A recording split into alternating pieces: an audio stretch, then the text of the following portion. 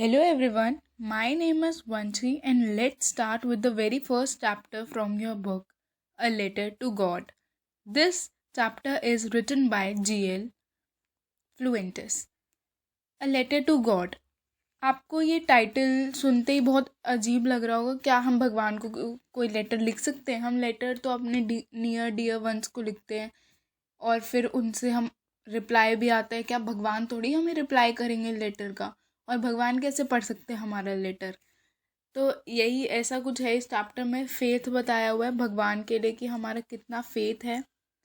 जो इस चैप्टर का मेन करेक्टर है, जिसे हम प्रोटोगनिस्ट भी कहते हैं, वो है एक लड़का लेंचो। तो लेंचो लिखता है गॉड को एक लेटर और फिर वो होप भी करता है कि उसको गॉड वापस रिप्लाई भी देंगे। ये चैप्टर सिर्फ फेथ के ऊपर है कि कितना हमें फेथ है भगवान पे या किसी इंसान पे। So let's start with this chapter before you read. They say faith can move mountains, but what should we put our faith in? This is the question this story delicately poses. Lencho is a farmer who writes a letter to God when his crops are ruined, asking for 100 pesos. Does Lencho's letter reach God? Does God send him the money? Think what your answers to these questions would be and guess how the story continues before you begin to read it. Okay, अब वो कह रहे हैं कि अगर आपका विश्वास सच्चा हो ना तो कोई इंसान माउंटेन्स को भी हिला सकता है। बट कहते हैं असली बात तो ये है ना कि हमें अपना फेथ किस पे रखना चाहिए? किसी इंसान पे रखना चाहिए, भगवान पे रखना चाहिए। जैसे हम इंसानों पे भी फेथ कर लेते हैं कि ये हमारा बेस्ट फ्रेंड है, ये हमेशा हमारे साथ रहेगा, ये हमारी सारी बात सुनेगा। बट एट द एंड क्या होता है, हमारा फेथ, हमारा विश्वास उस इंसान से टूट जाता है, वो बदल जाता है, उसको कोई और मिल जाता है। तो वो यही पूछ रहे हैं क्या अब हमें कैसे पता कि हमें अपना विश्वास किस पे रखना चाहिए और किस पे नहीं? This is the question the story delicately poses. वो कहते हैं यही एक क्वेश्चन है कि हमें अपना विश्वास किस पे रखना चाहिए। पूरी स्टोरी इसी क्वेश्चन पे बनी है। लेंचो क्या एक फार्मर है जो गॉड को लेटर लिखता है। वो कब लेटर लिखता है गॉड को? जब उसके जो सारे क्रॉप्स हैं वो खराब हो जाए, रियूंड मतलब खराब हो जाते हैं, और वो भगवान जी से लेटर लिखता है और कुछ पैसे मांगता है कि आप मुझे मेरे पैसे दे दो क्योंकि मेरे जो क्रॉप्स हैं वो ख़राब हो गए हैं। तो इसमें लेंचो ने क्या सोचा? हमें सबको पता है कि वो फार्मर है, गरीब फार्मर है, तो उसकी जितनी भी फसल है वो सारी ख़राब हो गई। तो उसने, अब ऑब्वियसली उसके पास इतना पैसा तो नहीं है कि वो इस सब की भरपाई कर सके। तो उसने क्या सोचा कि मैं एक लेटर लिखता हूँ गॉड को और उनको बोलता हूँ कि जितना भी मेरा नुकसान हुआ है वो सारे पैसे, कितने पैसे थे वो, 100 पेजोस, 100 पेजो वो मुझे भेजें। तो उसने ऐसा ही करा, उसने गॉड को लेटर लिखा। अब क्वेश्चन ये है कि does Lencho's letter reach God? अब क्या उसका लेटर भगवान तक पहुंचा है? Does God send him the money? और क्या भगवान जी ने उसको मनी वापस भेजी? Think what your answers think what your answers to these questions would be and guess how the story continues before you begin to read it. अब obviously अब हम ये पूरा चैप्टर पढ़ेंगे तो हमें समझ तो आ ही जाएगा, बट ये कह रहे हैं कि आप उससे पहले अपने मन में सोचो स्टोरी पढ़ने से पहले कि क्या होगा, क्या भगवान उसको पैसे भेजेंगे, क्या उनको उसका लेटर मिलेगा, या क्या होगा। और आप सबको पता है ऐसा पॉसिबल ही नहीं है, भगवान तक लेटर नहीं पहुंचेगा। बट सबके अपने अपने ओपिनियंस हैं। तो मेरा ओपिनियन ये होगा कि भगवान जी सुनते सबकी हैं, तो वो सुन लेंगे उसकी बात और उसको किसी इनडायरेक्ट वे में उसकी हेल्प कर देंगे ताकि उसको वो पैसे मिल जाएं। So let's start with the chapter now. Activity first, one of the cheapest ways to send money to someone is through the post office. Have you ever sent or received money in this way? Here what you have to do. As you read these instructions, discuss with your teacher in class the meanings of these words: counter, counter clerk, appropriate, acknowledgement, counterfoil, record, consult a dictionary if necessary. Are there words corresponding to these English words in your languages? So this is activity. These two activities are to be done by your side. Now we'll start with the main paragraph, the main first paragraph of this chapter. The house, the only one in the entire valley, sat on the crest of a low hill. From this height one could see the river and the field of ripe corn, dotted with the flowers that always promised a good harvest. The only thing the earth needed was a downpour, or at least a shower. Throughout the morning, Lancho, who knew his fields intimately, had done nothing else but see the sky towards the northeast. अब वो क्या कह रहे हैं first paragraph में? Crest, what is crest? Crest is top of a hill, मतलब कहते हैं ना कि चोटी पे था, तो उसको कहते हैं हम क्रेस्ट, टॉप ऑफ द हिल, मतलब जो हिल है, पहाड़ी है, उसके सबसे ऊपर। तो जो वो हाउस था वो उस वैली का सबसे इकलौता हाउस था उसके पूरे। From this height one could see the river and the field of ripe corn dotted with flowers that always promised a good harvest. वो इतनी ज़्यादा, वो इकलौता घर था उस वैली पे, और वो इतनी ऊंचाई पे था कि उस ऊंचाई से हम रिवर को भी देख सकते थे और खेतों को भी देख सकते थे। और वो किसके खेत थे? वो कॉर्न के खेत थे। कॉर्न आपको पता होगा, मक्की के दाने हम जिसे कहते हैं। कॉर्न क्या होते हैं? भुट्टे। भुट्टे आपने देखा होगा, स्कूल के बाहर मिलते हैं, छल्ली जिसे हम कहते हैं। तो अब लेंचो किसकी खेती करता था? भुट्टो की। वो भुट्टे के आसपास बहुत सारे फ्लावर्स थे, पूरी खेतों में थे तो बहुत सारे छोटे छोटे फ्लावर्स थे। That always promised a good harvest, और जो जिसकी वो खेती करता था यानी कि कॉर्न्स, वो हमेशा, ये होता था कि वो हमेशा अच्छी हार्वेस्ट, अच्छी फसल होती थी, कभी उसको निराशा नहीं हुई अपनी फसल से। The only thing the earth needed was a downpour और एट लीस्ट अ शार। अब वैली है, उसके बाद तो सब है, सब वैली में सबसे ऊंचा घर उसका है, रिवर है, मतलब पानी की भी कोई कमी नहीं है, अच्छा हार्वेस्ट है। बट अब उसको सिर्फ एक ही चीज़ चाहिए थी। The only thing the earth needed was a downpour और एटलीस्ट अ शावर। डाउनपोर क्या होता है? Heavy rainfall. उनको क्या चाहिए थी? सिर्फ एक बारिश चाहिए थी। अब through out the morning Lencho, who knew his fields intimately, had done nothing else but see the sky towards the north east. अब लेंचो क्या है? वो फार्मर है, और फार्मर को अपनी फील्ड के बारे में हर चीज़ की नॉलेज होती है कि कब इसमें फसल उगेगी, क्या फसल अच्छी होएगी नहीं होएगी इस बार।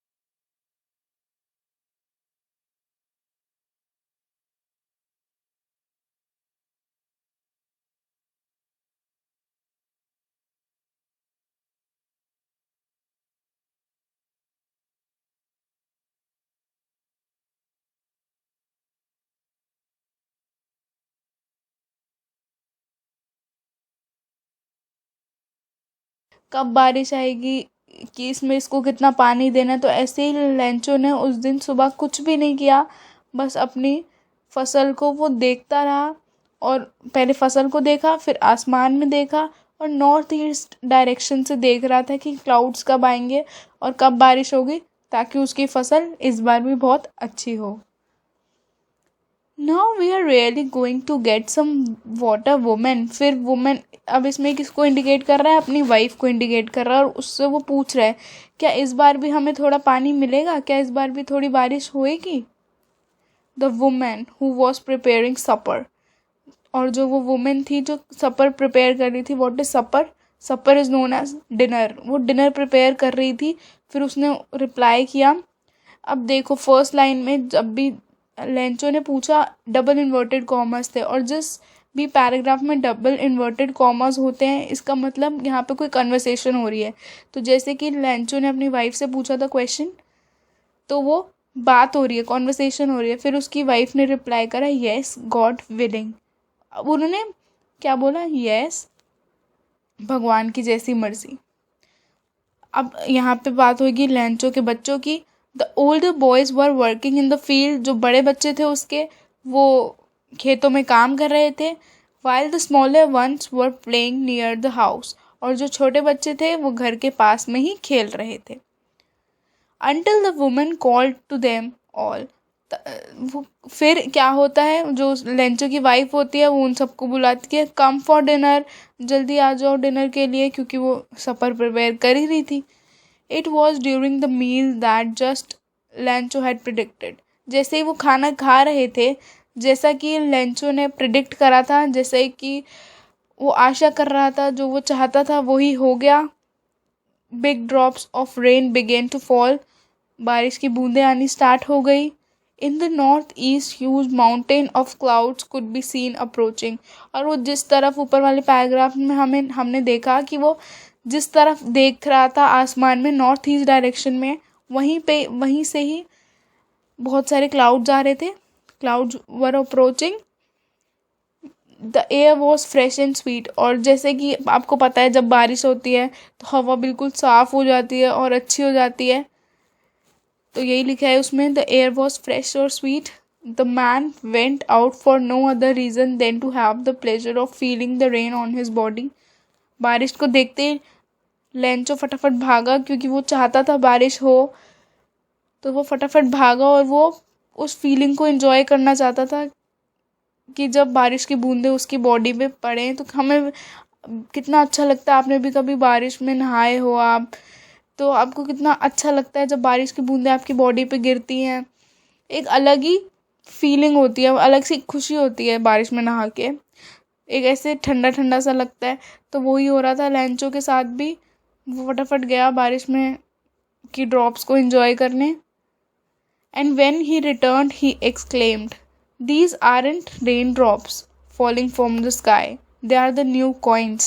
The big drops are 10-cent pieces and the little ones are 5s। अब वो क्या कहता, वो फटाफट वापस आया जहाँ सब डिनर कर रहे थे, और वो एकदम बोला, ये बड़ी बड़ी बारिश की बूंदें नहीं गिर रही स्काई से, ये तो they are the new coins. New coins मतलब नया पैसा। ये बहुत ही ब्यूटीफुल लाइन इन्होंने डिपिक्ट करी है, क्योंकि जो फार्मर्स होते हैं उनके लिए उनकी फील्ड ही सब कुछ होती है, उनकी रोज़ी रोटी उनकी फील्ड ही होती है। और फील्ड के लिए क्या ज़रूरी होता है, बारिश। अब बारिश आ गई तो यही उनकी कमाई है असली। तो वो कह रही है कि जैसे वो सुबह से ही बारिश का वेट कर रहे थे, तो बारिश का आना उनके चेहरों पे इतनी बड़ी खुशी ले आया कि उन्होंने बोला अब यही हमारी कमाई है, यही हमारा असली पैसा है बारिश। और उसने ये उन बारिश की बूंदों को पैसों में भी डिपिक्ट कर दिया। कैसे कर दिया, उसने कहा, the big drops are 10-cent pieces and the little ones are 5s। जो बड़ी बड़ी बूंदें हैं वो 10-cent pieces हैं, मतलब वहाँ की करेंसी है सेंट। वो उसने कहा वो 10 cent हैं, और जो छोटी छोटी बूंदें हैं वो 5। With a satisfied expression, he regarded the field of ripe corn with its flowers draped in a curtain of rain। अब उसके चेहरे पे बहुत ही सैटिस्फाइड एक्सप्रेशंस थे। सैटिस्फाइड मतलब बहुत शांत था वो, मतलब जो वो चाहता था उसको वैसा मिल गया। तो बहुत ही शांत सा उसका चेहरा हो गया, खुश सा चेहरा हो गया। और ही regarded the field of ripe corn, और जो उसके भुट्टे थे वो भी पक चुके थे, राइप मतलब पक जाना, अपने फ्लावर्स के साथ। And draped in a curtain of rain, draped मतलब कवर्ड। जैसे आपने देखा होगा आपकी मम्मियाँ, जिनकी मम्मी साड़ी पहनती है तो वो एकदम साड़ी को ऐसे ड्रेप करती है ना, अच्छी तरह बांधती हैं, कवर करती हैं, तो उसको कहते हैं, कवर करने को कहते हैं ड्रेप्ड। तो ऐसा लग रहा था कि जो भी उसकी वो फील्ड है जिसमें भुट्टे हैं, फ्लावर्स हैं उसके, वो बारिश से एकदम ढक चुकी है, ऐसे लग रहा है बारिश की चादर में ढकी हुई है। But suddenly a strong wind began to blow, and along with the rain, very large hailstones began to fall. But क्या होता है, तभी अचानक से हवा बहुत तेज़ हो जाती है, और बहुत तेज़, अब बारिश अगर हवा बहुत तेज़ चलती है बारिश के साथ तो क्या होता है, ओले गिरते हैं। वही हुआ, अलॉन्ग विद द रेन, बारिश के साथ साथ बड़े बड़े हेल स्टोन्स गिरने शुरू हो गए। What is hail stones? ओले हम हिंदी में जिसको कहते हैं। These truly did resemble new silver coins, जैसा कि पहले बारिश की बूंदों को लेंचो ने कहा था कि ये 10 सेंट पीसेज और 5 सेंट पीसेज हैं, वैसे ही ओलो को लेंचो ने कहा ये तो न्यू सिल्वर कॉइन्स हैं, क्योंकि ऑब्वियसली वो बहुत मोटे मोटे वाइट कलर के होते हैं, तो उसने उसको कंबाइन कर दिया न्यू सिल्वर कॉइन्स के साथ। The boys exposing themselves to the rain ran out to collect the frozen pearls. आप भी जब बच्चे होते थे, अगर अभी भी आप बच्चे ही हो वैसे, बट जब बारिश होती थी, ओले गिरते थे, तो सबसे पहले आप भागते थे ना पकड़ने के लिए अपने हाथों में, या कुछ कुछ लोग बारिश की बूंदों को भी पकड़ते हैं, तो वैसे ही उसके बच्चे फटाफट भाग के गए, और जो भी वो ओले गिर रहे थे उनको कलेक्ट करना उन्होंने शुरू कर दिया। फ्रोज़न पर्ल्स को कहा गया है, फ्रोज़न पर्ल्स को ओलों से कंपेयर करा गया है, क्योंकि ओले भी आपने देखा होगा वाइट कलर के, एकदम ऐसा लगता है मोती हैं। It's really getting bad now, but बारिश इतनी ज़्यादा तेज़ हो गई थी कि एक्सक्लेम्ड द मैन। फिर लेंचो ने बोला अब ये तो बहुत बुरा होता जा रहा है, ये तो बहुत गलत बात है, इतनी ज़्यादा तेज़ बारिश होना। I hope it passes quickly, और वो कहता है कि मैं आशा करता हूँ फटाफट ये ख़त्म हो जाए। It did not pass quickly, but ऐसा नहीं हुआ, बारिश आती गई आती गई आती गई, और बहुत तेज़ आ रही थी, ये नहीं कि थोड़ी बारिश को, बहुत तेज़ ओलों वाली बारिश। आप सबने सुना होगा कि जब जब ओले गिरते हैं तो बारिश बहुत ज़्यादा तेज़ हो रही होती है। For an hour the hail rained on the house, the garden, the hillside, the cornfield, on the whole valley. और 1 घंटे तक ओले जो हैं वो गिरते रहे उनके घर पे, उनके गार्डन में, पूरे हिल साइड, पूरे हिल के पास, हिल के ऊपर, कॉर्नफील्ड और जो उसके खेत थे उसके ऊपर भी, ऑन द होल वैली, पूरी वैली के ऊपर जो ओले हैं वो 1 घंटे तक गिरते रहे।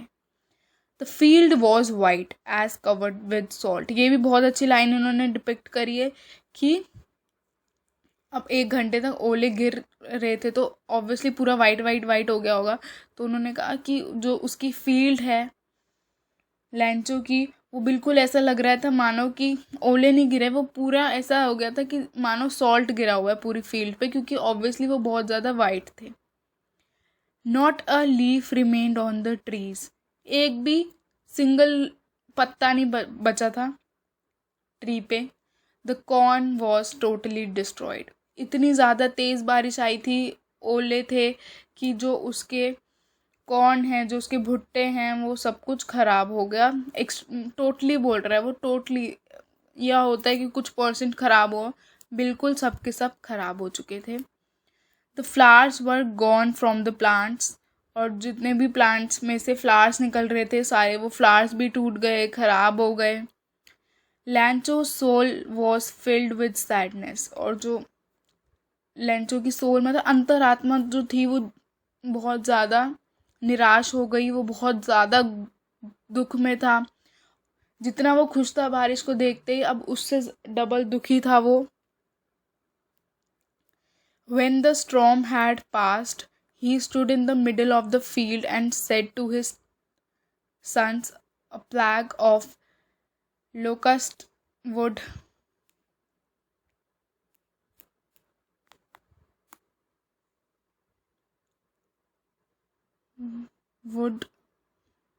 have left more than this. The hail has left nothing. This year we will have no corn.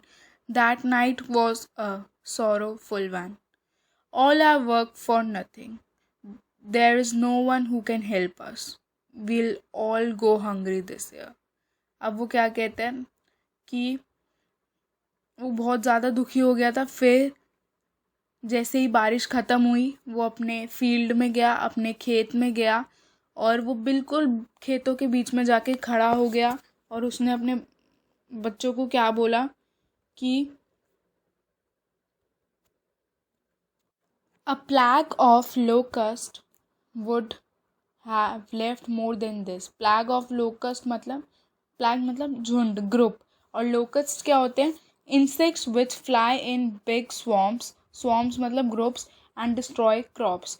Locust को हिंदी में हम कहते हैं टिड्डियाँ। टिड्डियाँ क्या करती हैं? वो सारे क्रॉप्स को खा जाती हैं। जब वो फील्ड में आती हैं पूरे ऐसे झुंड में आती हैं, और जितने भी क्रॉप्स होते हैं उनको खा जाती हैं और डिस्ट्रॉय कर देती हैं। तो अब वो कह रहा है कि अपने बच्चों से कि अगर पूरी टिड्डियों का झुंड भी आया होता ना, तो भी वो इतना ज़्यादा नुकसान ना करता फील्ड को जितना इस हेलस्टोन्स ने कर दिया। अगर वो टिड्डियाँ आती ना, तो वो कुछ तो छोड़ देती ताकि उससे हमारी कमाई हो जाए। बट इस ओलों से, हेलस्टोन से हमें सबसे ज़्यादा नुकसान हुआ है इस बार। वो इतना ज़्यादा दुखी था। The hail has left nothing. जो ओले हैं उन्होंने कुछ भी नहीं छोड़ा। This year we will have no corn. वो कह रहे हैं इस साल हमारे पास कोई कॉर्न नहीं है, कोई भी भुट्टा नहीं है। That night was a sorrowful one. वो उस रात उनके लिए बहुत ज़्यादा दुख भरी थी। वो बहुत ज़्यादा दुखी थे। उनको समझ ही नहीं आ रहा था कि उनके साथ हो क्या गया एकदम। वो जिस बारिश से के आने से इतना ज़्यादा खुश थे, वो उसी बारिश का अगर बहुत ज़्यादा आना उनको इतना ज़्यादा दुखी कर देगा कि उनके पास पूरे साल खाने को कुछ नहीं होगा। उनका इतना ज़्यादा लॉस हो जाएगा। All our work for nothing. All our work for nothing का मतलब जो मेरी इतनी सारी मेहनत थी वो सारी वेस्ट हो गई। ऐसा नहीं है कि बस उन्होंने सीड्स लगाए, पानी दिया और उनकी जो क्रॉप्स है वो ग्रो करने लग गए। बहुत ज़्यादा मेहनत लगती है फार्मर्स को। पहले सीड डालने पड़ते हैं, फिर इंसेक्टिसाइड्स, पेस्टिसाइड्स, रोज़ वाटर देना पड़ता है, और इक्वली अमाउंट में सीड्स को अलग अलग डिस्टेंस पे लगाना पड़ता है। रोज़ उनकी देखभाल करनी पड़ती है, फिर वीड्स को कट करना पड़ता है। ये ऐसा नहीं है कि चुटकियों का काम है, 2 मिनट में हो गया। उनकी जो पूरे साल की मेहनत है वो होती है। और एकदम ही क्या हो गया, इतनी ज़्यादा बारिश आई कि उसकी पूरे साल की मेहनत तबाह हो गई। अब उनके पास कुछ भी नहीं बचा। अब वो क्या कह रहे हैं? There is no one who can help us. कहता अब यहाँ पे कोई भी नहीं है जो हमारी मदद कर सके। We all will all go hungry this year. हम अब इस साल भूखे ही रहेंगे क्योंकि हमारे पास पैसे ही नहीं है। फार्मर्स का क्या होता है, वो खेती करते हैं, फिर जो उनके पास पैसे आते हैं उससे वो पूरे साल का खर्च करते हैं। अब इनके पास क्रॉप्स ही नहीं है, वो पैसे कहाँ से आएंगे फिर? उनके पास जब कहते हैं कि क्रॉप्स को ही तो दे के वो पैसे अर्न करते हैं, अब क्रॉप्स ही नहीं है तो वो पैसे कैसे कमाएंगे? क्योंकि ये तो है नहीं कि ये रिच हैं, इनके पास सेविंग्स होंगी। ये पुअर फार्मर हैं। ये अपना कहते हैं ना, साल भर का गुजारा, साल भर का पैसे मिल जाते हैं, फिर उसी में गुजारा करते हैं, फिर अगले साल का अगले साल में। Now oral comprehension check. Question number 1, what did Lencho hope for?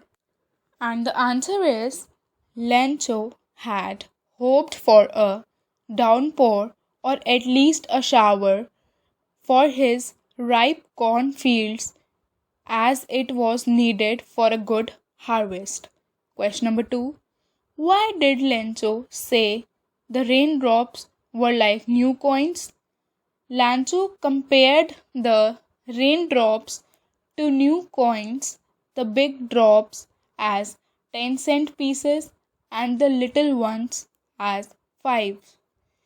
As his crops were ready for harvest, he hoped that the rain would bring him prosperity. So he felt the raindrops were like new coins. Question number 3. Why did the rain change what happened to Lancho's field?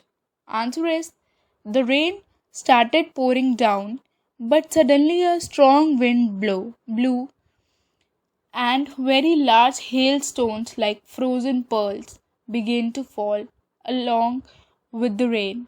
The hailstorm continued for an hour and destroyed Lencho's cornfields and washed away the flowers from the plants too. Question number 4. What were Lancho's feeling when the hail stopped? After the hailstones stopped, Lencho's soul was filled with the grief and dismay. He realized that everything was ruined by the hailstorm and nothing was left to feed his family for the entire year. He could visualize the bleak future of his family. Next paragraph. But in the heart of all who lived in that solitary house in the middle of the valley, there was a single hope: help from God. But in the heart of all who lived in that solitary house, solitary means इकलौता. वो जैसा कि आपको पता है Lencho का जो घर था वो एक इकलौता घर था पूरी वैली में.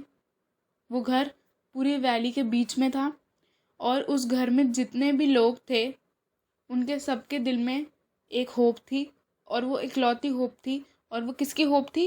Help from God. कहते हैं ना कि जिसका कोई नहीं होता उसका भगवान होता है.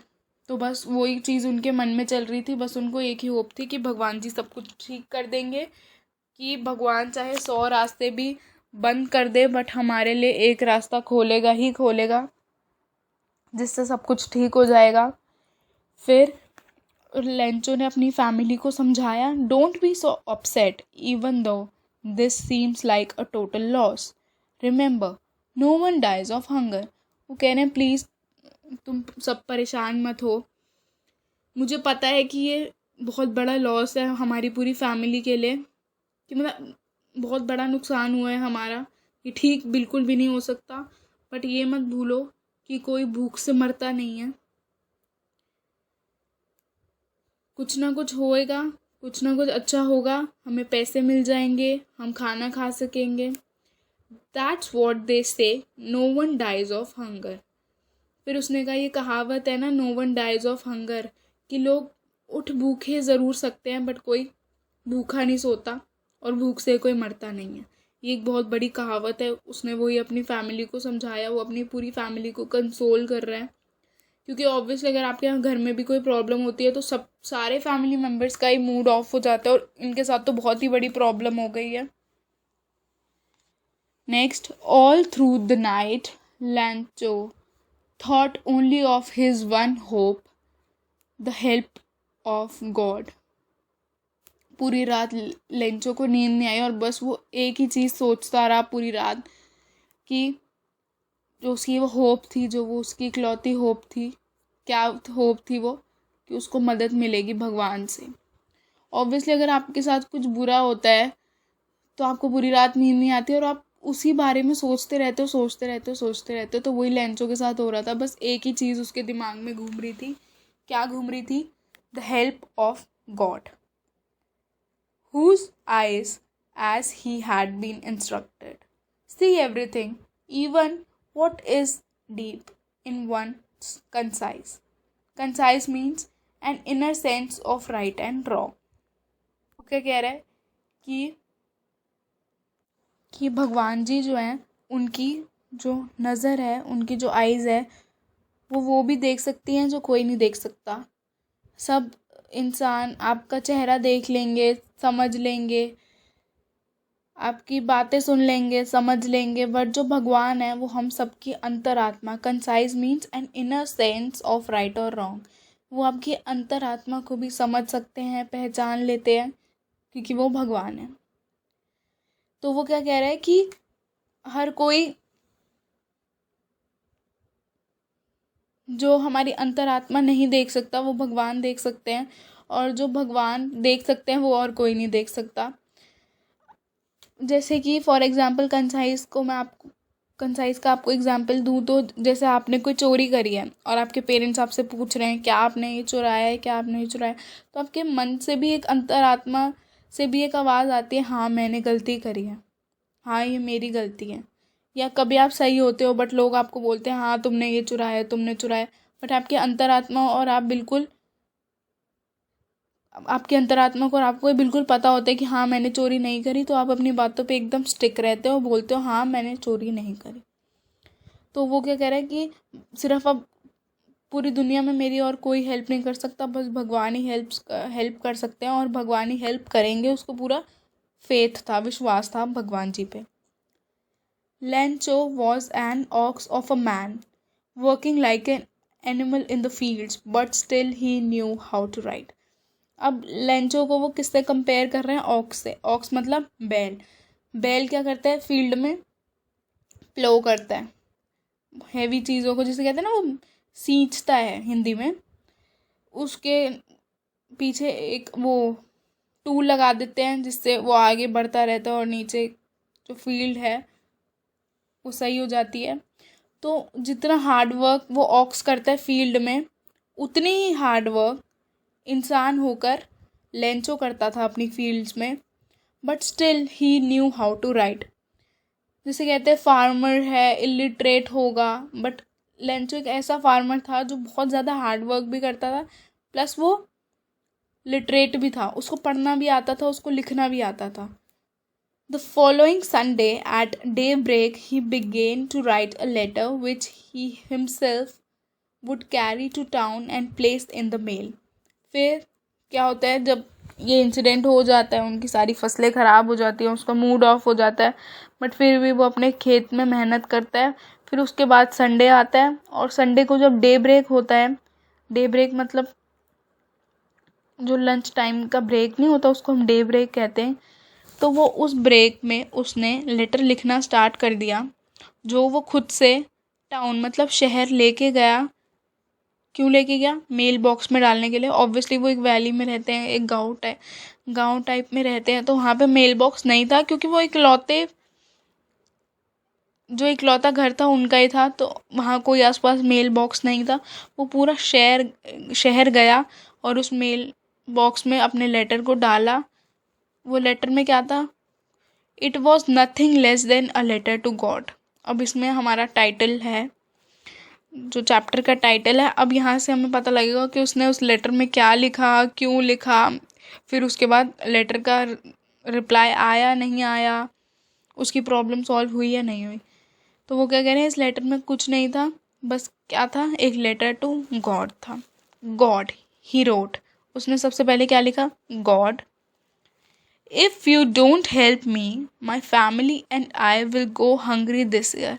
फिर उसने लिखा कि अगर भगवान जी, अगर आप हमारी हेल्प नहीं करोगे तो मेरी फैमिली और मैं पूरे साल भूखे रहेंगे।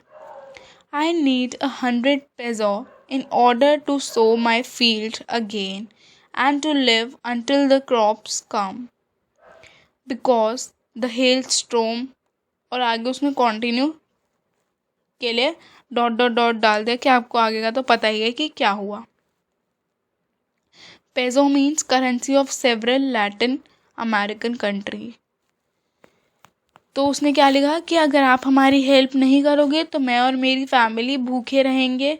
मुझे 100 पेजो चाहिए कि मैं दोबारा खेती कर सकूं, दोबारा क्रॉप्स को उगा सकूं अपने फील्ड में, and to live until the crops कम।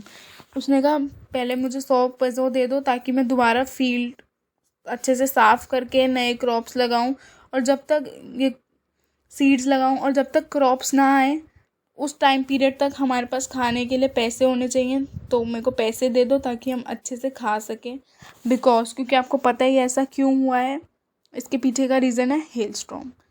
ओले he wrote to God on the envelope. और एनवेलप में अगर आपने कभी किसी को लेटर लिखा हो या आपके पास कोई लेटर आया हो तो टू लिखा होता है कि आपको किसको भेजना है, तो उस जगह पे उसने लिखा हुआ था to God. Put the letter inside and still troubled went to town. At the post office he placed a stamp on the letter and dropped it into the mailbox. फिर उसने क्या करा, उस लेटर पे लिख दिया किसको भेजना था, टू गॉड मतलब भगवान जी को, और जो लेटर है वो एनवेलप के अंदर डाल दिया। स्टिल ट्रबल्ड, बट वो अभी भी परेशान था कि क्या होगा, इसका जवाब आएगा नहीं आएगा। उसके मन में भी ना थोड़ा परेशानी सी चल रही थी, और वो चला गया टाउन में इस लेटर को पोस्ट करने। एट द पोस्ट ऑफिस, आपको पता है कि लेटर कहाँ पोस्ट होते हैं, पोस्ट ऑफिस में। ही प्लेस्ड अ स्टैम्प, और आपको ये भी पता होना चाहिए कि जब आप किसी को लेटर भेजते हो तो एक स्टैम्प ज़रूर लगता है उस पर। तो उसने वही करा, लेटर पे स्टैम्प लगा दिया और जो लेटर था उसको मेल बॉक्स में डाल दिया। And dropped it into the mailbox. एक रेड कलर का मेल बॉक्स बना होता है, उसमें रेक्टेंगुलर सी स्पेस होती है, उसमें हमें अपने लेटर को डाल देना होता है। तो उसने भी वही किया। One of the employees who was a postman and also helped at the post office went to his boss laughing heartily and showed him the letter to God. Never in his career as a postman had he known that address. The postmaster, a fat, amiable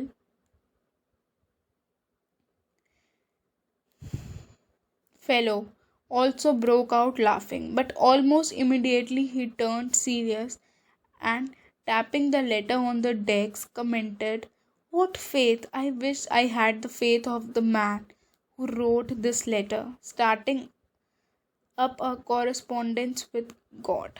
अब क्या हुआ इस paragraph में, वो क्या बोल रहा है कि जैसे ही वो मेल बॉक्स में लेटर डाल के चला गया तभी वहाँ का एक वहाँ का एक एम्प्लॉय जो कि एक पोस्टमैन था और वो पोस्ट ऑफिस में भी काम करता था, वो अपने बॉस के पास गया और वो बहुत ज़्यादा हंस रहा था उस लेटर को देख के, और उसने वो लेटर अपने बॉस को दिखाया। क्या था वो लेटर? The letter to God. Never in his career as a postman Never in his career as a postman had he known that address. वो कहता मैं इतने सालों से पोस्ट मैन की ड्यूटी कर रहा हूँ, जॉब कर रहा हूँ, बट मुझे आज तक ये एड्रेस नहीं पता कि भगवान कहाँ मिलते हैं। और मतलब वो बहुत ज़्यादा मजाक उड़ा रहा था इस चीज़ का। ऑब्वियसली अब हम बहुत देर से ये चैप्टर पढ़ रहे हैं, आधा चैप्टर हमने पढ़ लिया है, तो हमारा एक इमोशनल कनेक्ट बन चुका है लेंचो से और उसकी फैमिली से, और हमें कितना दुख हो रहा है उसकी इस सिचुएशन पे। बट अगर कोई रैंडम पर्सन आपके पास आए और वो आपको एक लेटर दे कि हेलो मेरा लेटर और गॉड को दे देना, गॉड तक पहुंचा देना, तो आप भी हंसोगे और आप भी बोलोगे ना अरे इसको तो मेडिकल हेल्प की ज़रूरत है, इसका माइंड ठीक नहीं है। तो वैसा ही अब ये सोच रहा है पोस्टमैन। फिर जो वो वहाँ के पोस्ट मास्टर थे, पोस्ट मास्टर क्या होता है? Boss of the post office. वो उनका डिस्क्रिप्शन दिया हुआ है, वो कैसे थे? A fat amiable means friendly and pleasant fellow. Fat वो मोटू से थे, एमिएबल फ्रेंडली से थे, ऐसे गोलू मोलू क्यूट से थे। ऑल्सो ब्रोक आउट लाफिंग, वो भी ये देखते ही हंसने लग गए। But almost immediately he turned serious, but कुछ ही देर में वो एकदम बिल्कुल सीरियस हो गए। And tapping the later on the desk, मतलब फिर वो लेटर को अपने डेस्क पे से मारने लग गए और उन्होंने फिर बोला, कमेंटेड, व्हाट फेथ! क्या विश्वास है इसका। I wish I had the faith of the man who wrote this letter, starting up a correspondence with God. कि मतलब क्या विश्वास है, काश ऐसा विश्वास मेरे को भी होता भगवान पे जितना इस बंदे को है जो लेटर लिख रहा है गॉड को, और उसको ये भी होप है कि उसको उसका रिप्लाई भी मिलेगा। वो कहता क्या फेथ है, काश ऐसा फेथ मेरे पास भी हो। बट जो वो पोस्टमैन था वो हंसता ही रहा, हंसता ही रहा, हंसता ही रहा। इससे मुझे एक और इंसिडेंट याद आ गया। अगर आपने मूवी देखी हो पीके, जो आमिर खान की है, उसमें भी वो भगवान को ढूंढ रहा होता है क्योंकि उसको किसी ने बताया होता है कि उसकी जो वो हेल्प कर सकते हैं वो भगवान जी कर सकते हैं उसका वो रिमोट को ढूंढने में। तो उसने पैम्पलेट्स तक छपवा लिए थे मिसिंग गॉड के लेके, और सब कितना हंस रहे थे। तो मतलब लोगों को जब तक समझ आए, लोग नहीं समझ सकते आपकी श्रद्धा या आपका फेथ, विश्वास, क्योंकि उनको बैकग्राउंड स्टोरी नहीं पता आपकी। बट जब कोई आपकी बैकग्राउंड स्टोरी जानेगा तो उसको पता लगेगा कि हाँ तुम सही सोच रहे थे, तुम्हारा जो फेथ है वो बिल्कुल सही है। Next paragraph. So in order not to shake the writer's faith in God, the postmaster came with an idea. Answer the letter. फिर पोस्टमास्टर ने क्या सोचा? पहले तो उन्होंने सोचा, मतलब वो इतने ज़्यादा हैरान थे कि एक इंसान को इतना फेथ कैसे हो सकता है कि भगवान पे, कि वो लेटर भी लिख रहा है और वो ये भी कर रहा है कि उसकी विश भी पूरी होगी, उसके पैसे भी मिलेंगे और भगवान जी से रिप्लाई भी मिलेगा। तो उन्होंने सोचा और एक आइडिया आया उनके माइंड में कि चलो इसका आंसर करते हैं, क्योंकि जो उसका फेथ है, जो उसका विश्वास है, वो टूटना नहीं चाहिए भगवान से। कि अगर कोई इंसान इतना ज़्यादा विश्वास कर रहा है तो उसका विश्वास को हम तोड़ेंगे नहीं। हम अब इस लेटर का आंसर करते हैं, हम जवाब देते हैं।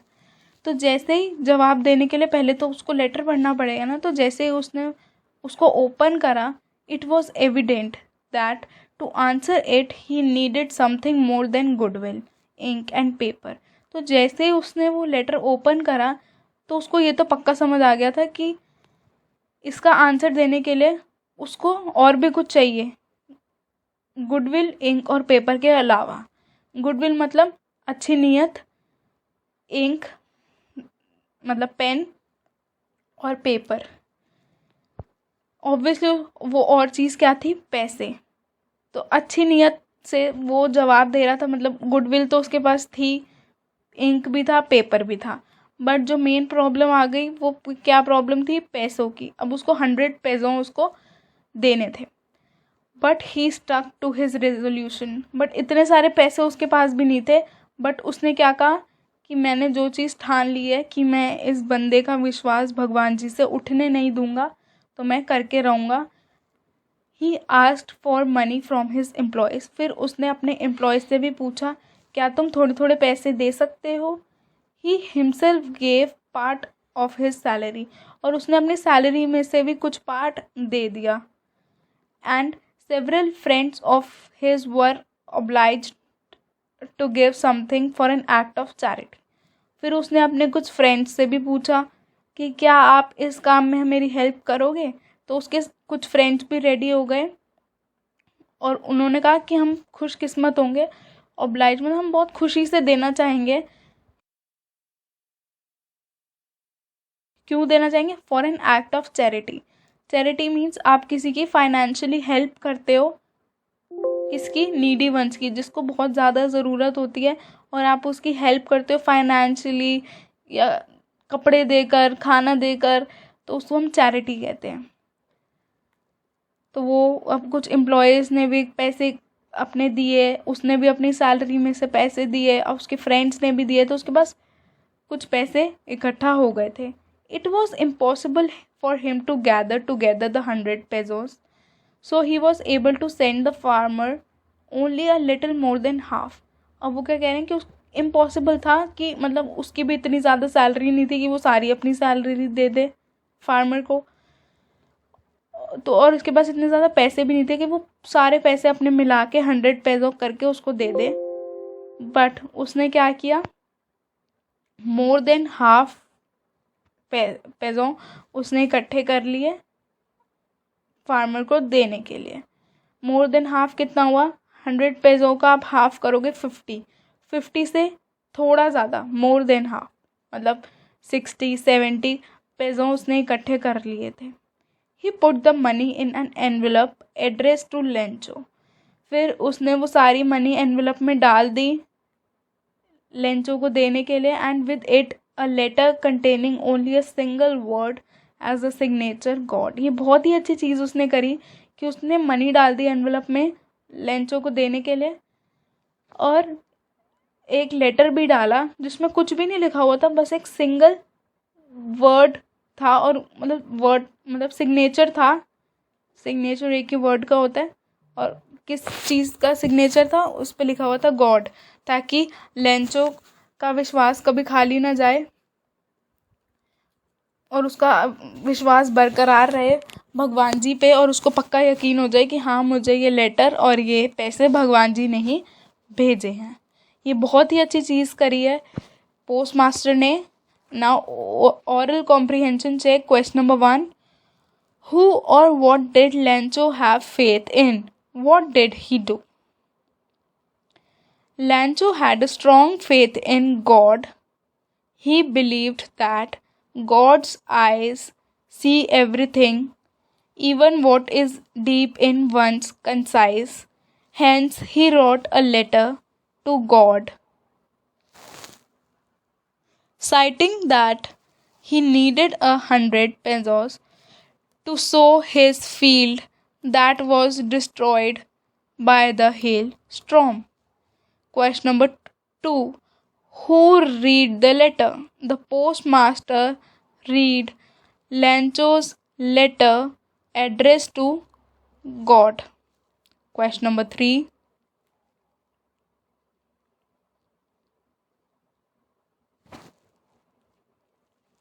What did the postmaster do then? Initially, the postmaster broke out into laughter, but was soon moved by the seriousness of Lancho's faith in God. He didn't want to shake the writer's faith in the Almighty, so he came up with an idea to collect money from his employees and friends, gave a part of his salary, and sent it to Lancho. Now, next paragraph. The following Sunday, Lancho came a bit earlier than usual to ask if there was a letter for him. Previous Sunday उसने town में जाके mail box में letter डाला, और जो next Sunday था वो उस लेटर का रिप्लाई लेने टाउन वापस चला गया। और वो थोड़ी जल्दी गया, जैसे सब यूजुअल टाइम पे जाते हैं, जैसे 9 बजे 10 बजे, बट वो उससे भी थोड़ा पहले चला गया अपने लेटर का रिप्लाई लेने। मतलब 1 हफ्ते का टाइम गैप भी था कि मतलब हमें लगे कि हाँ, वो ज़्यादा डिप्रेस था, सैड था, तो उसने जल्दबाजी में ये लेटर लिख लिया भगवान को कि अरे मैं तो बहुत ज़्यादा सैड था, इसलिए मैंने ये लेटर लिखा, कि बाद में उसको रियलाइज़ हो जाए। बट नहीं, उसने वो लेटर पूरे अपने विश्वास से, श्रद्धा से लिखा था, और तभी वो कुछ टाइम पहले ही चला गया। जैसे सब यूजुअल टाइम पे जाते हैं, वो कुछ टाइम पहले चला गया कि उसको बहुत ज़्यादा कॉन्फिडेंस था अपने ऊपर और भगवान के ऊपर कि हाँ, जो उसकी फेथ है वो कभी खाली नहीं जाएगी और भगवान जी उसका रिप्लाई ज़रूर करेंगे। It was the postman himself who handed the letter to him, while the postmaster, experiencing the contentment of a man who has performed a good deed, looked on from his office. फिर जो postman जो पहले उस पर हंस रहा था, उसने खुद से उस लेटर को लेंचो के हाथ में दिया, और जो पोस्टमैन थे जिन्होंने सब पैसों को इकट्ठा करा, experiencing the contentment means satisfaction of a man who has performed a good deed.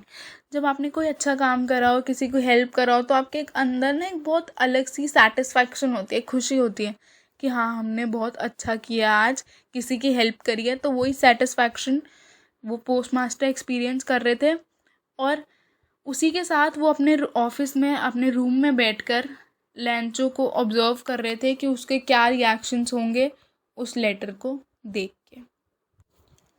Lencho showed not the slightest surprise on seeing the money.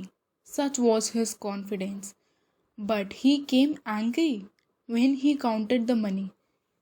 जैसे कि आप किसी को लेटर भेज रहे हो हेल्प के लिए और आपको वो लेटर मिले और आपको पता है कि इसमें मनी भी है और आपका जवाब भी आ गया, तो आप कितने ज़्यादा खुश हो गए, सरप्राइज़ हो गए कि अरे वाह ये तो आ गया, हमने सोचा भी नहीं था और ऐसा हो गया। बट लेंचो बिल्कुल भी ज़रा भी खुश और सरप्राइज नहीं दिख रहा था मनी को देखकर, क्योंकि उसको बिल्कुल कॉन्फिडेंस था कि हाँ मैंने अगर लेटर भेजा है तो मुझे इसका रिप्लाई भी आएगा, भगवान जी मुझे मेरी हेल्प ज़रूर करेंगे, मुझे जवाब ज़रूर देंगे।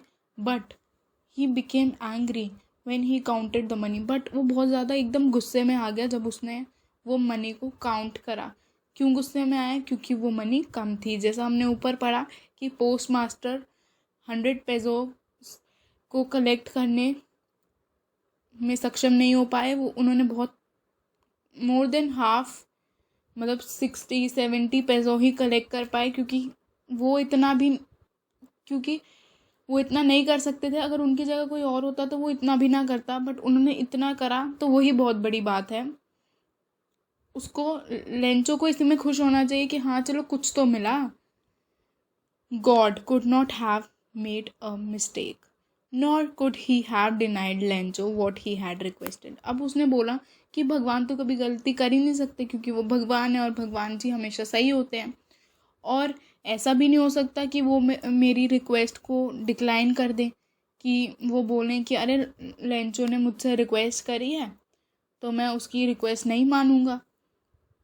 तो वो ये सब कन्फ्यूजन में आ गया कि क्या भगवान जी ने गलती करी है या भगवान जी ने मेरी बात नहीं सुनी, नहीं समझी, उन्होंने ऐसा आधे पैसे क्यों भेजे। Immediately Lencho went up to the window to ask for ink and paper. फिर उसी समय लेंचो ऊपर गया जहाँ पे विंडो थी, जहाँ पे पेन पेपर देते हैं लेटर लिखने के लिए, वो वहाँ पे गया और पेन पेपर मांगा उसने, पेन इंक, वो paper ink. On the public writing table, एक पब्लिक राइटिंग टेबल होती है पोस्ट ऑफिस में जहाँ पे सब लोग बैठ के अपना लेटर लिख सकते हैं। ही स्टार्टेड टू राइट, और फिर वो लिखना शुरू कर दिया उसने। With much wrinkling of his bro caused by the effort he had to make to express his ideas। जब आप कुछ सोच रहे होते तो आपके आईब्रोज मतलब ऐसे एकदम रिंकल से हो जाते हैं, ऊपर नीचे हो रहे होते हैं। अब जब कुछ सोच रहे होते हो या परेशान होते हो, क्योंकि ऑब्वियसली वो गुस्से में भी था और वो सोच रहा था कि हाँ क्या लिखूं, तो उसके आईब्रोज ऐसे ऊपर नीचे हो रहे थे, ऐसे रिंकल्स से बने हुए थे। caused by the effort he had to make to express his ideas, क्योंकि वो बहुत ज़्यादा परेशान था, वो परेशानी से लिख रहा था कि कैसे वो अपने जो वर्ड्स हैं उसको एक्सप्रेस कर पाए लेटर में। When he finished, he went to the window to buy a stamp which he licked and then fixed to the envelope with a blow of a fist। फिर जैसे उसने अपने लेटर को ख़त्म करा, लिखना बंद करा, वो विंडो पे गया। कौन सी विंडो थी? जहाँ पे स्टैम्प्स होते हैं, क्योंकि स्टैम्प हमें ख़रीदना पड़ता है। अगर आपने स्टैम्प लेटर पे नहीं लगाया तो आपका लेटर जाएगा ही नहीं आगे, वो वहीं रहेगा। तो उसने स्टैम्प ख़रीदा, फिर उसको लिख किया, मतलब ऐसे टंग से लिख करा,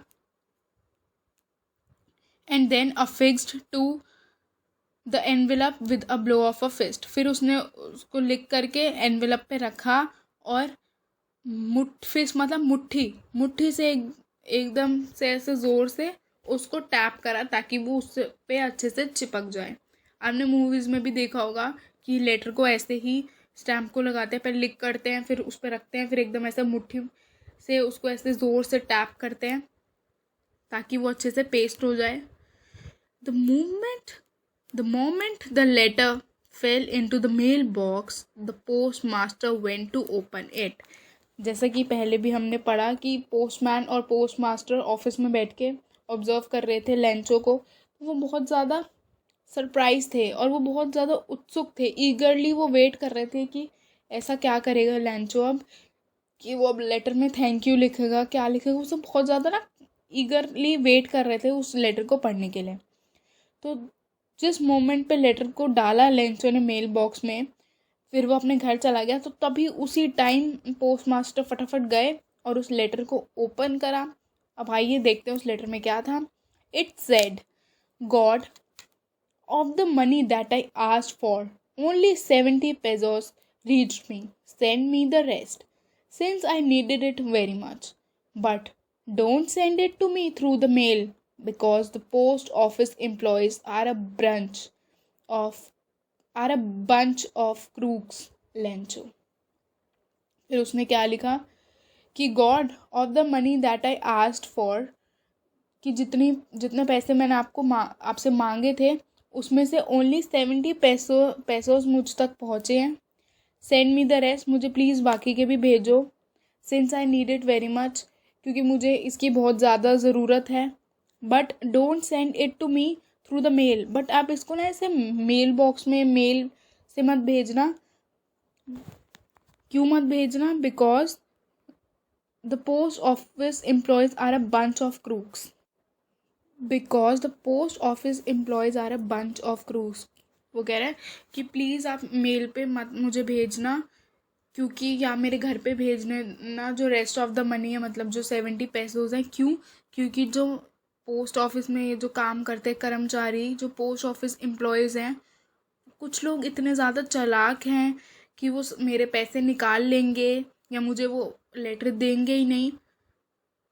लेंचो फिर उसने अपना साइन कर दिया और वो लेटर डाल दिया।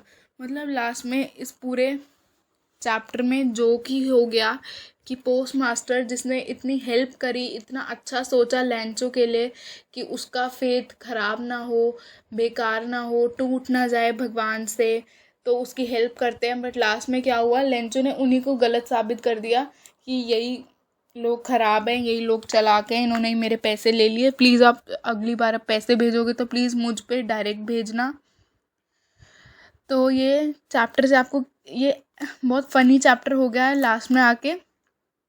इस चैप्टर से आपको क्या मॉरल है इस चैप्टर का, या इस चैप्टर से आपको क्या सीखने को मिल रहा है कि हमें किसी पे इतना भी फेथ नहीं करना चाहिए कि लास्ट में सब कुछ ख़राब हो जाए। फेथ रखो पर इतना भी मत रखो। उसको देखो फेथ अंधा, जिसे कहते हैं अंधाधुन फेथ था उसको, कि ठीक है वो दोबारा भी लेटर भेजेगा और दोबारा भी उसको रिप्लाई मिल जाएगा। और पोस्ट मास्टर के लिए सबसे ज़्यादा दुख हो रहा है कि उन्होंने इतना सोचा, सबसे पैसे मांगे उसके लिए, लेंचो के लिए, और लास्ट में उसने उन्हीं को गलत साबित कर दिया। So this is all about this chapter. I think आपको ये चैप्टर बहुत अच्छा लगा होगा, लास्ट में बहुत फ़नी लगा होगा, आप भी हंसे होगे कि लेंचो कैसा इंसान है कि किसी ने उसकी इतनी हेल्प करी है बट वो फिर भी उसको पूरे पैसे चाहिए, क्योंकि गॉड से कभी गलती नहीं हो सकती। बाकी लोग गलतियां कर सकते हैं, बाकी लोग पैसे चोरी कर सकते हैं, बट गॉड ने उसको पूरे 100 पैसों से भेजे होंगे। Now oral comprehension check. Question number 1, was Lencho surprised to find a letter for him with money in it? Answer is no. Lencho was not at all surprised to receive a letter from God with money in it. He was very confident and had firm faith in God that his request would definitely be taken care of by the Almighty. Question number 2, what made him angry? When Lencho counted the money, he found only 70 pesos instead of the 100 pesos demanded by him from God. Full stop. He was confident that God could neither made a mistake in sending him less money, nor could he have denied Lencho what he had requested. Therefore, he came to the conclusion that the post office employees must have taken the remaining 30 pesos from the envelope. Thinking about the text, question number 1, why does Lencho have complete faith in question mark Who does Lencho have complete faith in? Question mark. Which sentences in the story tell you this? Answer is Lencho had complete faith in God as he was instructed that God could see everything and helped whoever was in deep trouble. Given below are a few sentences which exhibit his faith in God. First is, but in the hearts of all who lived in that solitary house in the middle of the valley, there was a single hope of help from God. Second, all through the night, Lencho thought only of his one hope, the help from God, whose eyes, as he had been instructed, see everything, even that is deep in one's conscience. Third, God, he wrote, if you don't help me, my family and I will go hungry this year. Fourth, he wrote to God on the envelope, but the letter inside, and still troubled, went to town. Fifth, God could not have made a mistake, nor could he have denied Lencho what he had requested. Sixth, it said, God, of the money that I asked for, only 70 pesos reached me. Send me the rest since I need it very much. ये 6 lines हैं जिनसे पता लगता है कि उसको कितना ज़्यादा फेथ था गॉड पे. Question second, why does the postmaster send money to Lencho? Why does he sign the letter God? Answer is the postmaster was deeply moved by Lencho's faith in God. Hence, he decided to send some money to Lencho in order to avoid shaking the letter's faith in God. So, he collected some money from his colleagues and friends and signed the letter as God. The postmaster felt it was an ideal ploy to convey a message to Lencho that God has sent him the money and that God himself signed it. Question 3. Did Lencho try to find out who had sent the money to him? Why or why not?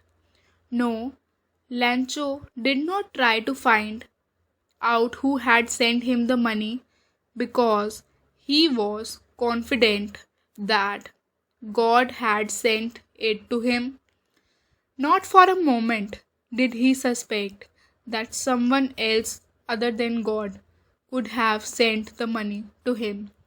His faith in the Almighty was so rock solid that he knew that nothing escapes God's eyes. Lencho felt that God was aware of the unfortunate incident faced by him and requested him to save him from his difficult situation. Question 4. Who does Lencho think has taken the rest of the money? What is the irony in the situation? Upon counting the money, when Lencho found only 70 pesos in the envelope instead of the 100 pesos that he had requested from God, he was confident that the Almighty could not have made such a big mistake. From this situation, he suspected that the post office employees could have stolen the remaining 30 pesos from the envelope, hence, he called them crooks.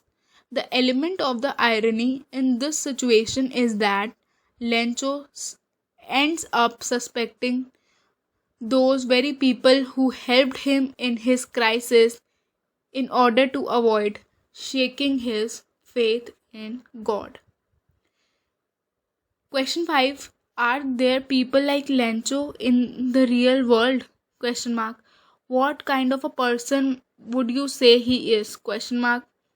You may select appropriate word from the box to answer the question. Words are greedy, selfish, comical, stupid, unquestioning, ungrateful, या knave. Answer is, it is not easy to find people like Lencho in the real world, as he has a knave and unquestioning nature. Full stop. From the story, we can conclude that he is not stupid. He is literate person who wrote a letter to God without any address requesting for money. Lencho had deep faith in God and was confident that he would definitely receive some financial help from the Almighty. Question 6. There are two kinds of conflict in the story between humans and nature and between humans themselves. How are these conflicts illustrated? Answer is, the conflicts between humans and nature are shown in the story when Lencho's crops are destroyed by the hailstorm. He had expected some good rain for a good harvest. However, when his crops were damaged by the hailstorm, he lost all hope and became sad at the sight of his destroyed field. However, the story also depicts conflict of humans between themselves. The postmaster collected some money from his colleagues and friends and gave a part of his salary to help Lancho so that the latter's faith, latter spelling is Latter apostrophe s, faith in God is not shaken. It was a beautiful act of selflessness and kindness. Selflessness spelling is Selflessness, and kindness on their part. Despite their noble act, Noble, when Lencho received the money, he blindly believed that God had sent him the money, and he blamed the post office employees for stealing some money from the envelope. This implies that man lacks faith in his fellow human beings, which gives rise to conflict among themselves. Next is thinking about the language. Question number 1. There are different names in different parts of the world for storm. Depending on their nature, can you match the name in the box with their description below and fill in the blanks? You may use a dictionary to help you. First is a violent tropical storm in which strong winds move in a circle is cyclone. Cyclone. Second, an extremely strong wind, gale. Gale. Third, a violent tropical storm with very strong winds, typhoon. Typhoon. Fourth, a violent storm whose center is the cloud in the shape of a funnel. Answer is tornado. Tornado. Fifth, a violent storm with a very strong winds, especially in the western Atlantic Ocean. Hurricane. Hurricane. Question 6. A very strong wind that moves very fast in a spinning movement and causes a lot of damage.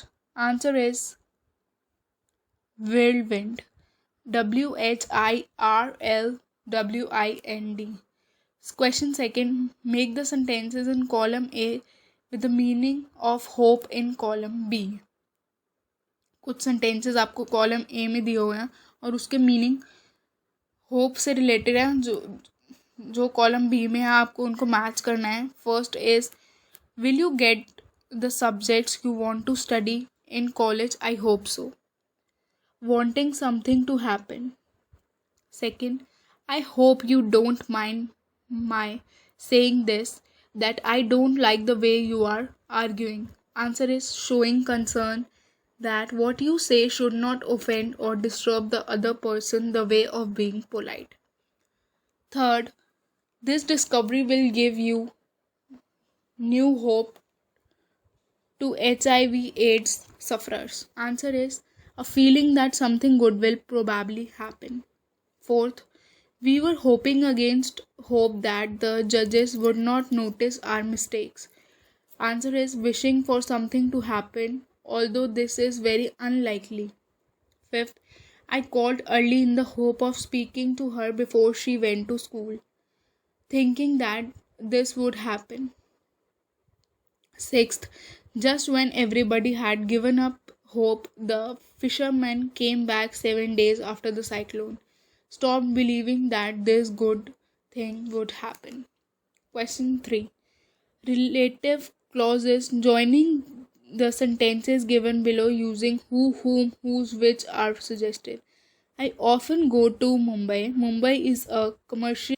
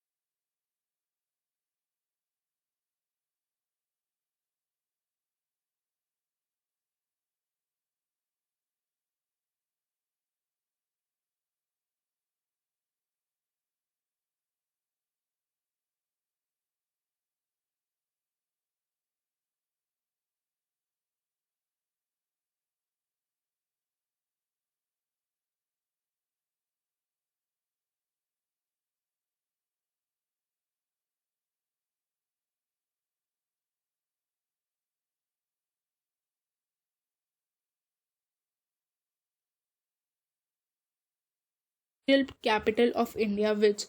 अब आपको इसमें words दिए हुए हैं WH family के, उसको आपको connect करना है सेंटेंसेस में जो आपको गिवन है।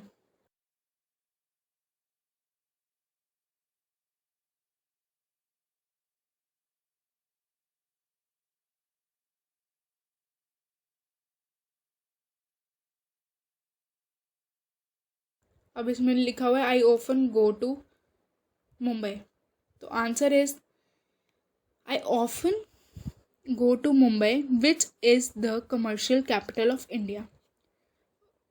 जो आपको ब्रैकेट में वर्ड्स दिए हुए हैं उनको आपको सेंटेंसेस से रिलेट करके लिखना है। Second, my mother is going to host a TV show on cooking, he cooks very well. अब हु, तो इसका आंसर क्या होगा, my mother is going to host, my mother who cooks very well is going to host a TV show on cooking। कौन करता है अच्छा cook, उसकी मदर, तो who पहले आएगा। Third, these sports person are going to meet the president, their performance has been excellent। इसमें क्या फिल करना है, whose। these sports person whose performance has been excellent are going to meet the president। जो whose होते हैं वो सबसे पहले आ जाते हैं after the main subject. Fourth, Lenzo prayed to God, his eyes see into our minds. Lenzo prayed to God, whose eyes see into our minds. Fifth, this man cheated me, I trusted him. Whom? This man whom I trusted cheated him me. अब आपको क्या करना है question 4 में using negatives for emphasis find sentence in the story with negative words which express the following ideas empathically. The tree lost all their leaves. अब आपको इसमें इस सेंटेंस को जितने भी दिए हुए हैं 3 सेंटेंसेस उनको नेगेटिव बनाना है. तो क्या होता है नो, नॉट, नथिंग ये सब लगा के नेवर वर्ड्स को नेगेटिव बनाना है. First is the trees lost all their leaves, not a leaf remained on the trees. ये सारे सेंटेंसेस आपको चैप्टर में मिल जाएंगे. Second, the letter was address to God himself. It was nothing less than a letter to God. Third, the postman saw this address for the first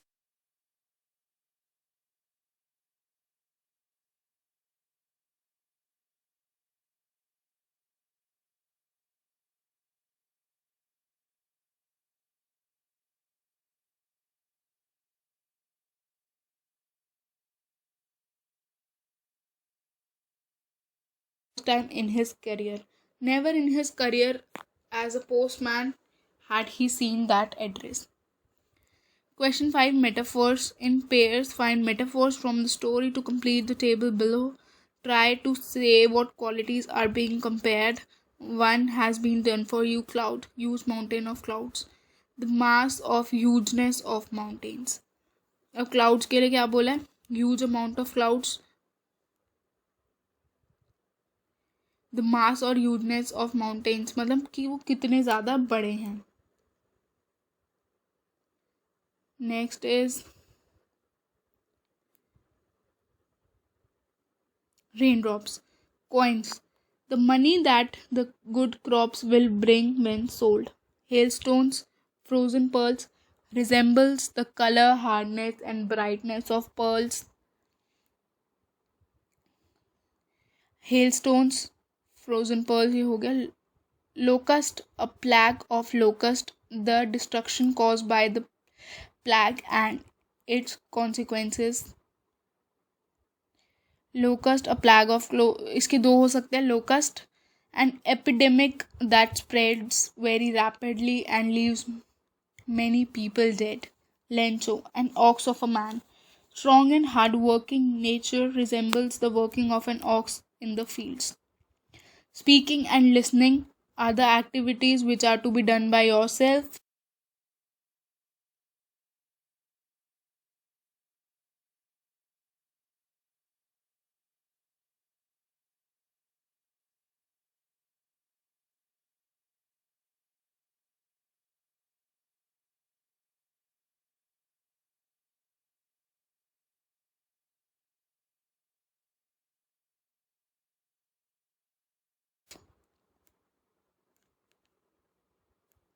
Now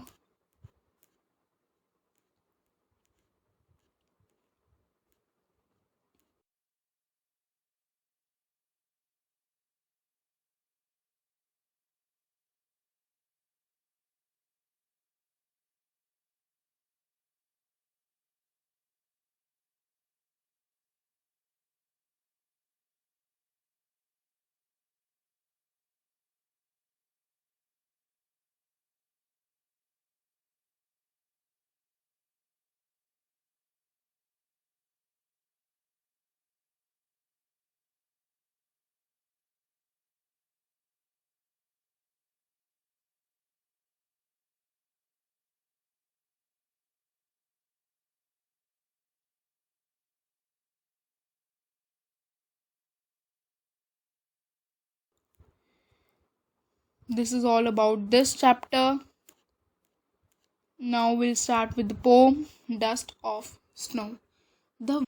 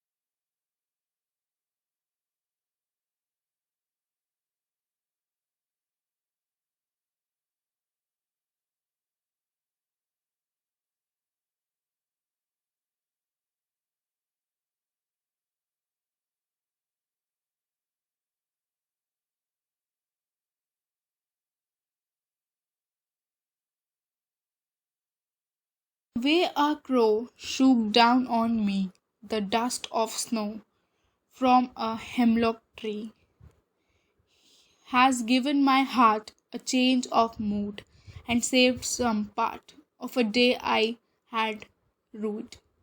Robert Frost. This is a very beautiful poem written by Robert Frost. The name of the poem is Dust of Snow. Let's start with the poem and its explanation. इस pome में poet ने जितने भी हमारे superstitious बातें हैं, जो हमारे अंधविश्वास हैं, जो हमने चीज़ें बना रखी हैं, सुनी हुई हैं कि अगर ये काम हो तो फिर हमारे साथ कुछ नेगेटिव होगा. फॉर एग्जांपल, अगर आप किसी काम के लिए निकले और काली बिल्ली अगर आपका रास्ता काट जाए तो आपका वो काम नहीं होगा. अगर आप कुछ अच्छा बोल रहे हो या कुछ अच्छा करने वाले हो और तभी कोई छींक दे तो वो आपका काम नहीं होगा. या कभी आप कहीं जा रहे हो अच्छे काम के लिए और पीछे से कोई आपको आवाज़ लगा दे तो आपका काम नहीं होगा. तो इन्हीं सब सुपरस्टिशियस नेगेटिव बातों पे बहुत अच्छी पोम लिखी है रॉबर्ट फ्रॉस्ट ने कि ऐसा कुछ नहीं होता या ऐसा कुछ होता है. ये चीज़ आप लास्ट में पढ़ोगे पोएम के. इन सब बातों पे लिखा है रॉबर्ट फ्रॉस्ट ने. बट पर्सनली मेरे साथ होता है कि मेरे साथ उल्टा होता है कि अगर मैं कुछ बोल रही हूँ या मैं एग्ज़ाम देने वाली हूँ तभी कोई छींक दे या कुछ ऐसा हो जाए तो मेरा वो एग्ज़ाम बहुत अच्छा जाता है. ये सब बस आपके अंधविश्वास हैं, ये बातें हैं, ऐसा नहीं होता. बट अब हम देखते हैं पोएट के क्या व्यूज़ हैं इस पर. First paragraph. The way a crow shook down on me the dust of snow from a hemlock tree. Crow को माना जाता है डेथ का सिंबल. जब आपने देखा हो श्राद्ध आते हैं तो हम क्रो को कैसे सिंबलाइज करते हैं कि ये तो हमारे दादाजी हैं या ये हमारे एंसेस्टर्स हैं, हमारे घर आए हैं, हम इनको खाना खिलाएंगे.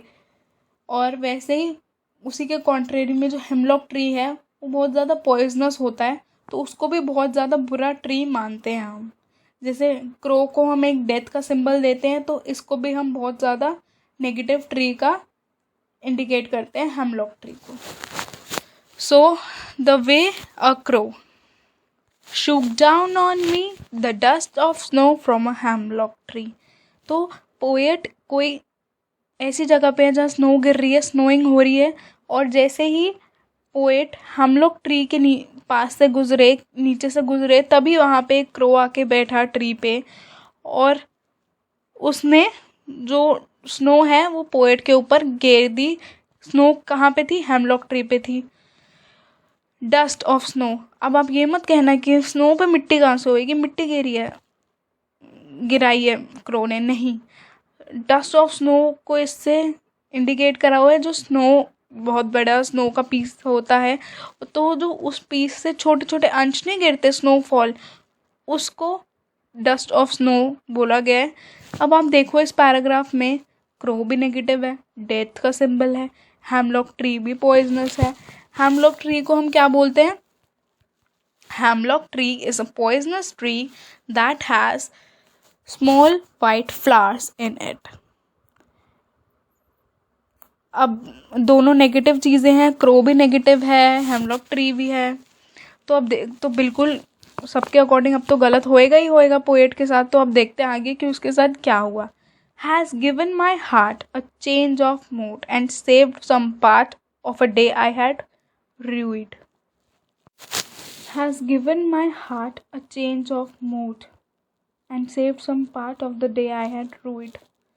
तो ये जब इंसिडेंट हुआ तो दोनों नेगेटिव चीज़ें थी, क्रो भी नेगेटिव था, हेमलॉक भी नेगेटिव था, तो ऑब्वियसली कोई नेगेटिव चीज़ होनी थी. बट नहीं, उनके साथ पॉजिटिव हुई. जैसे ही क्रो ने जो स्नो है वो उनके ऊपर गिराई तो उनके दिल में एकदम क्या हो गया, एक उनके जो मूड था, जो उनके दिल में सिचुएशन चल रही थी वो एकदम ही चेंज हो गई, और जो उनका मूड था वो एकदम ही चेंज हो गया. And save some part. अब हमें कैसे पता लगेगा वो नेगेटिव था या पॉजिटिव था? यहाँ से. And save some part of the day I had ruined. Ruined means held in regret. जो उनका पूरा दिन रिग्रेट में बीत रहा था उससे थोड़ा टाइम सेव हो गया और उनको अच्छा लगा. उनका जो पूरा रिग्रेट वाला डे था उसमें ये चीज़, ये जो थोड़ा सा पार्ट था, ये जो इंसिडेंट था, ये पूरे दिन का सबसे अच्छा गया। This is all about this poem. Last में हमें ये पता लग रहा है कि it's all about our thinking. अगर हम सोच लें कि हाँ ये चीज़ तो नेगेटिव है, किसी का टोकना नेगेटिव, अब तो हमारे साथ गलत ही होगा, हम पूरे रास्ते ऐसे डिप्रेस में जाएं कि अरे टोक दिया था, काम नहीं होगा, गलत हो जाएगा, तो वो गलत होना ही है। ये बहुत अच्छी से वर्ड्स किसी ने कहे हैं कि अब जो सोचोगे ना वही आपके साथ होगा, जैसे आपके इंटेंशंस होंगी वैसे ही आप काम करोगे। तो अगर आपने नेगेटिव ही सोच लिया तो आपके साथ नेगेटिव ही होना है ना। आप पॉजिटिव सोचो कि अरे क्रो दिख गया तो अच्छा होगा, क्रो तो हैप्पीनेस का सिंबल है, तो आपके साथ वो अच्छा ही होगा, वो नेगेटिव हो ही नहीं सकता। It's all about your thinking. जैसे पोइट भी सोच सकते थे अरे अब तो गलत हो गया, बट नहीं, वो जैसे स्नो गिरी तो उनका मूड एकदम चेंज हो गया, वो जो पूरा दिन उनका ख़राब जा रहा था वो एकदम अच्छे हैप्पीनेस में चेंज हो गया। This is all about this chapter. Glossary मैं आपको बता ही दिया। Hemlock, a poisonous plant with small white flowers, Ruid held in regret. Now, thinking about the poem, this poem represents a moment that seems simple but has a larger significance. Compare the other quotations from the Robert Frost, always a larger significance. A little thing touches a larger thing. So, now with the question answers. Question number 1. What is a dust of snow? What does the poet has changed his mood? How has the poet's mood changed? The dust of snow refers to a snowflakes and its fine particles. The poet's mood changed due to the sudden shower of snowflakes. He was dismayed earlier, but it changed to a happy and joyful mood as he felt refreshed and energized to enjoy the rest of the day. Question number 2. How does the frost present nature in his poem? The following questions may help you to think and answer. First है, what are the birds that are usually named in poems? Do you think a crow is often mentioned in poems? What image come to your mind when you think of a crow? Answer is, generally poets consider birds and trees to represent beauty and positive qualities. They write about birds such as parrots, peacock, cuckoos, and trees with beautiful flowers and bearing tasty fruits. In this poem, Frost mentions a crow, which is often not used in poems. Generally, a crow is a black bird with a harsh voice and is considered a bad omen, OMEN. Therefore, the word crow in the poem brings foreboding and depressing picture to our mind. Foreboding, FOREBODING. Second, again, what is a hemlock tree? Why does the poet write about a more beautiful tree such as maple or an oak or a pine? Answer is, Frost mentions a hemlock tree, which is a poisonous plant having small white flowers. The poet, however, did not choose to use a maple, pine, or an oak tree that symbolize beauty and joyfulness. JOYFULNESS.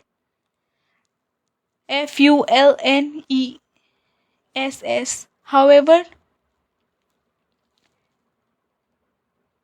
instead he chose the hemlock tree while having aside all the beautiful trees of nature to represent his sadness and regretful feelings. Third, what do the crow and hemlock represent, joy or sorrow? What does the dust of snow that the crow shakes off a hemlock tree stands for? The crow and hemlock tree represents sorrow and depressing mood and feelings felt by the poet in this world. Full stop. The dust of snow symbolized a sense of natural joy and energy in him. The dust of snow that the crow shakes off a hemlock tree refers to the sad and depressing moments experienced by the poet initially, which were gone as he enters to a joyful and optimistic feeling. Question number 3. Have there been times when you felt depressed or hopeless? Have you experienced a similar moment that changed your mood that day? Yes. सबका ये अलग होगा answer. I am giving you mine. Answer is yes. There have been innumerable times when I felt sad, depressed, and hopeless due to some unavoidable circumstances in my life. Sometimes such moments were caused due to indifferent behavior and attitude of other people, and sometimes due to my own conduct. On one occasion, I returned tired and upset from school. Upon reaching home, my puppy jumped and embraced me. This little joy literally changed my mood,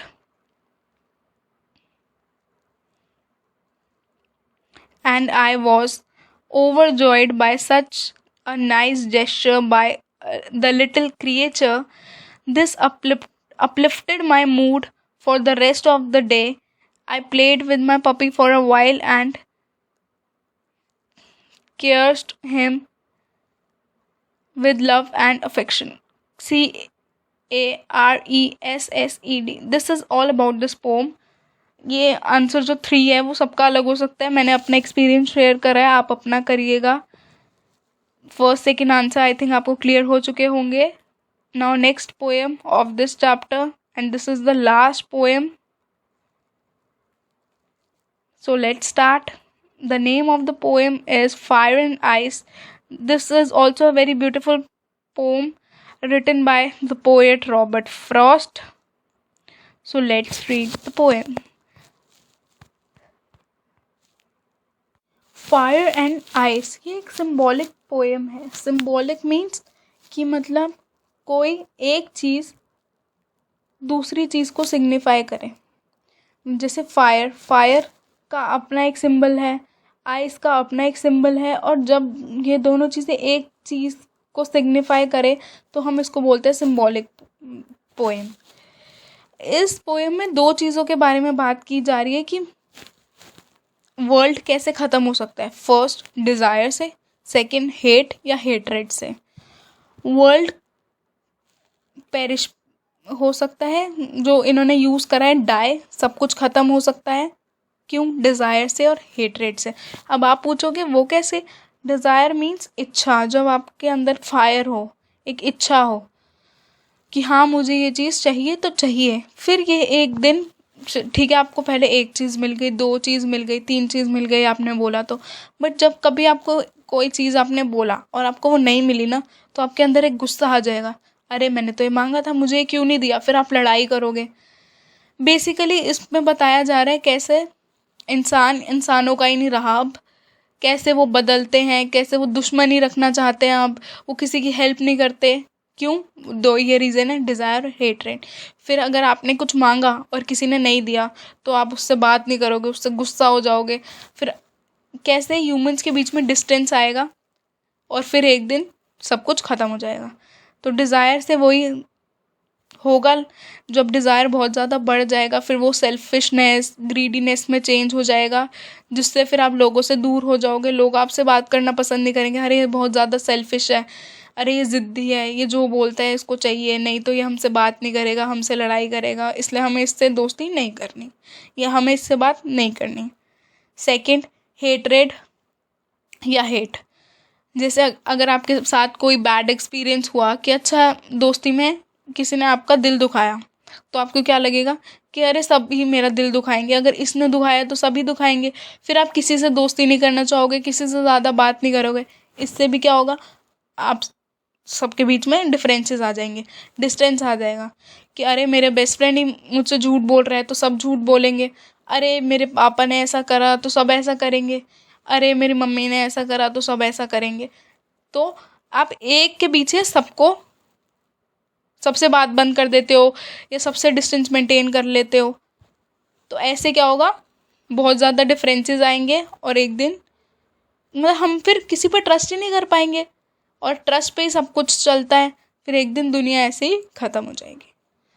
So let's start with the first paragraph. Some say the world will end in fire, some say in ice.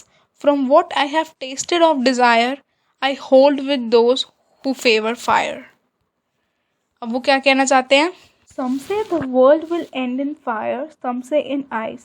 ये दोनों scientific बातें, first 2 sentences में scientific चीज़ें बताई हैं poet ने, क्योंकि कुछ साइंटिस्ट ने ये डिक्लेयर कर दिया है कि जो वर्ल्ड है, जो हमारी अर्थ है, उसका टेम्परेचर इतना ज़्यादा राइज हो जाएगा, कि इतना ज़्यादा हीट हो जाएगा कि जो वर्ल्ड है वो एंड हो जाएगा, वो डाई हो जाएगा। किस लिए? फायर के इतने ज़्यादा बढ़ने से जो हीट है वो इतनी ज़्यादा राइज कर देगी कि सब कुछ ख़त्म हो जाएगा। सेकंड, और कुछ साइंटिस्ट, क्योंकि आपस में आपने भी देखा होगा जो साइंटिस्ट होते हैं या टीचर्स, जो बहुत ज़्यादा विज्ञानी लोग हम जिसे कहते हैं, ज्ञानी लोग जिसे हम कहते हैं, वो आपस में भी अपनी बातों को कॉन्ट्राडिक्ट करते हैं। जैसे कुछ फिलोसोफर्स, डॉक्टर्स, साइंटिस्ट, तो कुछ साइंटिस्ट कह रहे हैं कि नहीं, टेम्परेचर राइज नहीं होगा, टेम्परेचर डिक्रीज़ होगा, और वो इतना ज़्यादा डिक्रीज़ हो जाएगा कि हर जगह पूरी आइस ही आइस होगी और एक दिन वर्ल्ड एंड हो जाएगा। नेक्स्ट वो क्या कह रहे हैं? From what I have tested of desire, I hold with those who favour fire. फिर वो कह रहे हैं जितना मैंने देखा है, लोगों का एक्सपीरियंस को समझा है, या खुद भी टेस्ट करिए, डिज़ायर क्या होता है? विश। कि लोगों का इतना सेल्फिशनेस, इतनी ग्रीडीनेस बढ़ रही है कि मुझे तो लग रहा है कि फायर से ही वर्ल्ड एंड होगा, और मैं उन्हीं के फेवर में हूँ जो कह रहे हैं कि फायर से वर्ल्ड एंड होगा। क्योंकि डिज़ायर इतनी बढ़ रही है लोगों की, डिज़ायर को इन्होंने किससे कंपेयर करा है? फायर। कि डिज़ायर यही तो होता है कि इसको पाने की आग, कि इसके अंदर तो इसको पाने की एकदम आग है। फायर से, फायर उन्होंने उसको कनेक्ट कर दिया। Next, but if I had to perish twice, I think I know enough of hate to say that for destruction ice is also great and would suffice. But if I had to perish twice, perish means die. तो अब इसमें, इस sentence में poet क्या कह रहे हैं कि अगर मैं सोचूं कि वर्ल्ड एक बार नहीं 2 बार डाई होगा, तो वो दूसरी बार हेट से ही होगा, क्योंकि I know and I think there is enough of hate in human beings. कि पहली बार आइस से, दूसरी बार, पहली बार फायर से, दूसरी बार आइस से। जो लोगों का बढ़ता हुआ हेट्रेड है आपस में, उसको देखते हुए मैं ये भी कह सकता हूँ कि जो साइंटिस्ट ये बोलते हैं ना कि सब कुछ ख़त्म हो जाएगा आइस से, तो ये भी बहुत अच्छा आइडिया है। मैं भी उनसे भी एग्री करूँगा। To say that for destruction ice is also great, क्योंकि आइस भी बिल्कुल हो सकता है, एंड वुड सफाइस।